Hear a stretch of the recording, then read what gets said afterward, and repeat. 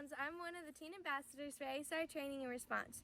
This weekend, Brett gave me a tour of Bart. This is where the responders live and work out of while responding to hurricanes and disasters. Come with me as we take a tour. I got to see the truck. I'm so excited to be here. This is Bart. It's 78 feet long, or it's 80 feet long actually. It's 80 feet from bumper to tail. The trailer is 53 feet long, and then the truck is custom built for us. Brett said Bart was 80 feet long. BART stands for Big Animal Rescue Truck. This is my truck. It's 19 feet long. So that means the Big Animal Rescue Truck is 4 of my trucks parked bumper to bumper. The truck has, if you look at the side, the windows on the side are all bunk beds inside. It has a complete kitchen, shower, water. We can hold up to 800 gallons of water. So when we set up, we get on scene, we can actually stay on site for 10 days without any other help. So big giant truck, almost 76,000 pounds in weight. The African elephant is the one we normally see in zoos. They weigh about 6,000 pounds, fully grown, according to National Geographic. Now, imagine 12 of these guys running down the road. That is how much this truck weighs. If you go all the way to the back here, if you look here, we got the cab of the truck is just like a normal big truck, but then this is all the custom stuff. This is like a big giant RV inside. So as a responder, you're going to come in and you're going to live in this truck and work out of this truck for usually up to 10 days. We try not to do more than that, but we rotate people in and out. It keeps you fresh. You get tired from working daylight to dark.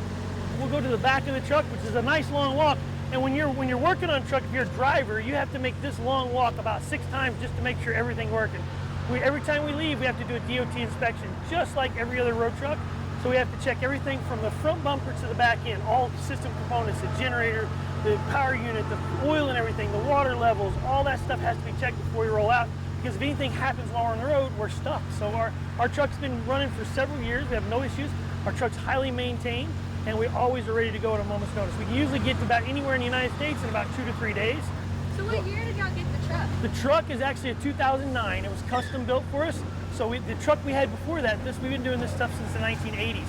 So this is the newest truck, 2009, but its only job is to respond to disasters. On the side of this, you're going to see almost all the storms we've worked and a disaster we responded to is represented by these stickers on here and the names. Y'all, there are 45 disaster stickers on Bart. According to Eric Thompson, the Senior Disaster Manager of ASAR Training and Response, they help rescue between 50 and 100 animals each time they respond to a disaster. That's about 2,250 animals and 4,500 animals. That's a lot of critters they're helping. Truck, we have some nice steps that come out of the truck here. If you can look inside the truck, we have everything it takes to work and resolve in here. The front portion of this is actually more sleeping bays. They can actually sleep another 4 to 5 people inside the truck. We actually have central air and central heat to the trailer because if some of our responders get in the back of the trailer and it gets too hot or gets too cold, so we actually have heat in the front portion. This was originally set up as a veterinarian triage center, which you'll see the stainless steel tables and the sinks. We can do some mild cleaning and things in here, and we can use this as just a triage or the intake facility for this deal.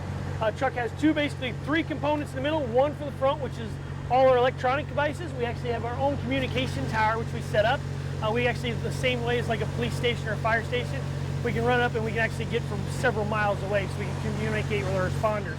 There's a head wall right here in the front that goes back into the cargo area. In the back of the truck, you guys, you actually see the front. We have boats from the ceiling on the side. We usually have 3 to 5 boats in this at any given time. In the back of this truck, we also have a horse trailer and a pickup truck that rides in here as well. So our truck is completely to do everything. You'll see on the sidewall, we actually have a rescue light. So if an animal's injured or down, we can actually pull it out with that. We have all the equipment to do an animal decontamination. Do you know what a decontamination center is? No, but I would like to. So animal decontamination, anytime you're in floodwater, and floodwater has all this stuff in which you live in. So imagine every chemical in your house is now dumped into the floodwater, because when your house is flooded, everything out of oil from cars, radiator fluid, any of that stuff, all that stuff, and then even to the point of like your septic tanks ends up in this water. So if the animal swims through floodwater, they're going to have basically, the decon is a big term for a bath. So we're basically going to get all the bad stuff off of them, get them cleaned up, and then we can actually get them back to the shelter and get them back to health. The big issues when we work floods is not only the stuff that gets on their skin, but dogs and cats, they'll groom themselves and they'll get that ingested in. So we have to have the animals seen by a veterinarian when they pull out of floodwater, just because we want to eliminate any possibility of having it. If you guys look down the wall here, there's decon stuffs in here. You can see the 2 inflatable boats, which are 15 footers, and then the one up top, the big red boat on top, is another run we run on floods. That red boat's been a part of everything since Hurricane Katrina, which is in 2005. It doesn't seem that long ago, but it was a long time ago.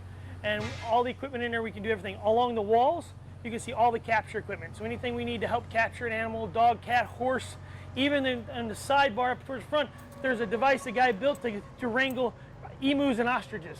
So we got to say, you never know, especially here in Texas, you just never know what you're going to find in somebody's backyard. Our team responds from everything from small animals. We've saved everything from, which is kind of going to sound funny, we've saved fish in a hurricane to flood water. They were high dollar sharks we actually rescued from somebody's house that was being flooded, all the way up to we worked with Paphionian cavies, ostriches, emus, everything. A Paphionian cavy is a big giant rodent, and they're just super fast. The lady had a bunch of those, and we had to rescue them out. So if you can imagine anybody's what they're going to have as a pet, we actually have the ability to rescue it. Do you have the ability to go to like zoos if they ever get in? We actually have our other team, which is a shirt that you have on, which is ASAR Search and Rescue. Those guys, we actually have an exotic animal team that works with a lot of the AZA and a lot of the state zoos and vets. So where are like the engines that you put on the boat? So in the front right there, if you see where the boats are at, if we go back around the other side, there's 3 engines mounted to the wall. The fuel tanks for the boats are like right here in the side, because we just sent them out the side over here. So everything, even to the point of fuel, the fuel we keep separate from the truck, it's in the lower belly boxes. Thank you, Brett, for showing me Bart this weekend. I learned a lot, and I finally realized just how big she really is. If you want to learn more about ASAR training and response, you can check out their website and social medias.